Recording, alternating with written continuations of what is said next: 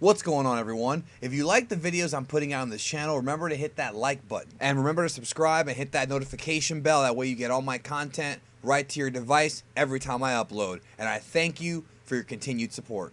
So today is Black Friday, and I hope that everybody out there who's going shopping takes care of yourself and you're very, very safe, because it can get pretty rowdy out there today. But I wanted to discuss, because it's Black Friday, I wanted to have a discussion about Goku Black. We haven't talked about him in a while, and I want to really put focus on one of the more interesting aspects of Goku Black and Zamasu's character, and that is the technique known as the God Split Cut, the Aura Slide, otherwise known as the Keyblade.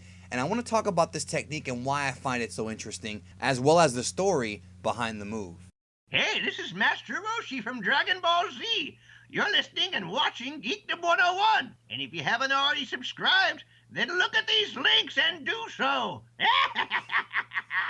So even though Goku Black and Zamasu are the two characters who really popularized this move in the modern Dragon Ball Renaissance, the move was already used way before Dragon Ball Super was even a thing. And ironically enough, the move was used first in a Dragon Ball Z movie, which was outside of the original manga. The first time that we saw a technique quite like this was performed by Sauza, or Thouser depending on your translation, from Dragon Ball Z Movie 5, the Sauza Blade, where he makes an energy saber come out of his hand, sort of like a lightsaber, and he tries to cut up Piccolo with the technique, but instead winds up just cutting up a bunch of trees, so that didn't really work out for him. Now, the most prominent version of this technique prior to Dragon Ball Super was used by Vegito in his fight with Majin Buu in chapter 504 of the manga. Daizenshu 2 and Daizenshu 4 outline this technique, and it states in there it's a technique where he steadies one end of the ki he emits. Since it's ki, it can pierce through opponents through its ability to expand and contract. So you can change the size of the move, is what it's basically saying.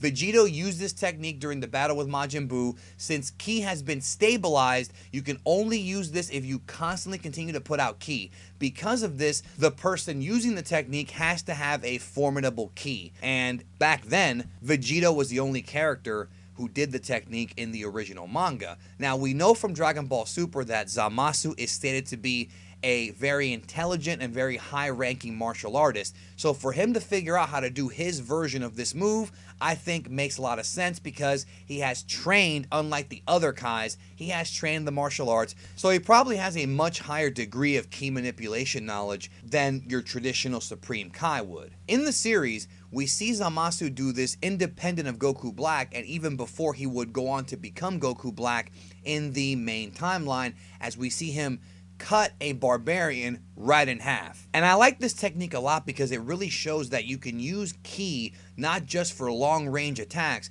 but also for up close offensive and defensive strategies in combat. And what I find very interesting about the technique is that it has the ability to hurt warriors who are even physically stronger than you. Case in point, Vegeta and Goku both getting shanked at different points during the arc by Zamasu and Goku Black. The first time we ever saw Goku Black shank Vegeta, when it went right through his chest, I originally, in my old reviews for that arc, referred to the move as the Psionic Blade. And I still think that the Psionic Blade is a cool name for the move, and the reason why I even thought of the Psionic Blade, why that name came to mind, is because I grew up a fan of Marvel Comics, and in Marvel Comics, the character of Psylocke and the two techniques are very, very similar. But the main differences between them is that Psylocke does it by creating telekinetic weapons. She can do it with the power of her mind into creating energy, whereas Zamasu is using ki, which is coming from his body, not his mind.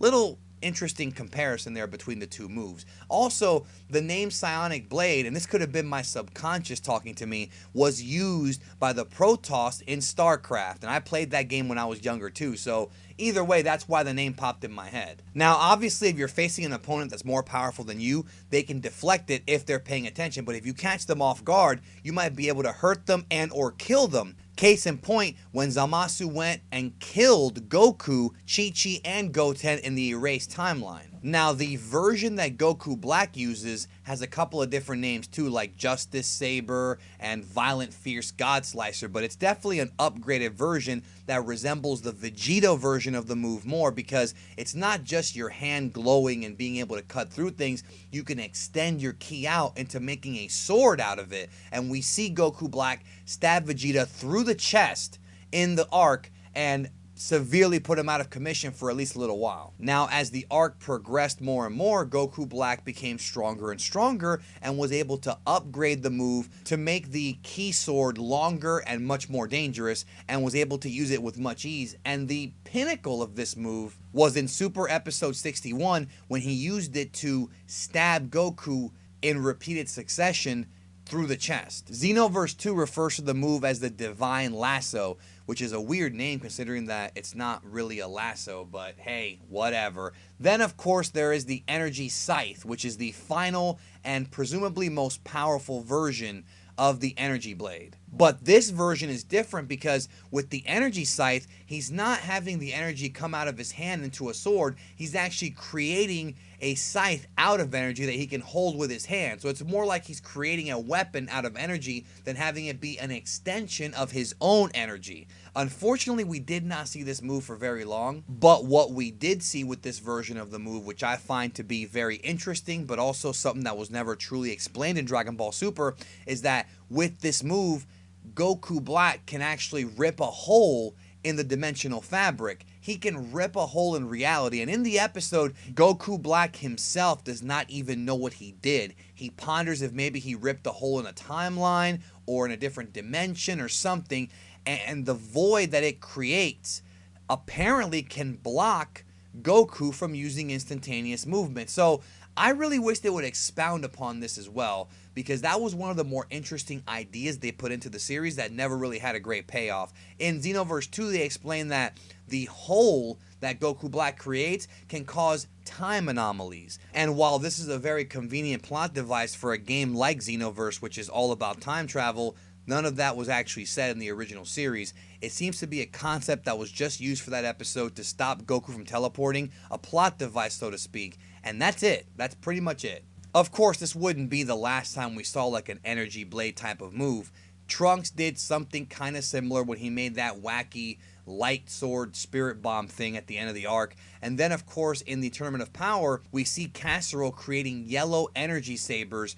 And like the Vegito and Goku Black variant of this move, he can also change the size and the shape of them as well. And also, God of Destruction Liquor uses a version of the move as well, an orange energy blade. So it seems to be something that's becoming more and more prevalent and more used in the Dragon Ball Super anime at the very least. Also, Dispo uses it, as well as Universe 6 Namekian Sao Nel. So it's just something that's been used a lot. I should have mentioned that earlier. Anyways, I hope you enjoyed this video and this look at the Ki Saber technique. Hope you have a safe and happy Black Friday. And if you are new to the channel, remember to subscribe and punch that notification bell so you get all the videos in your sub box and right to your device when I upload. Thank you so very much.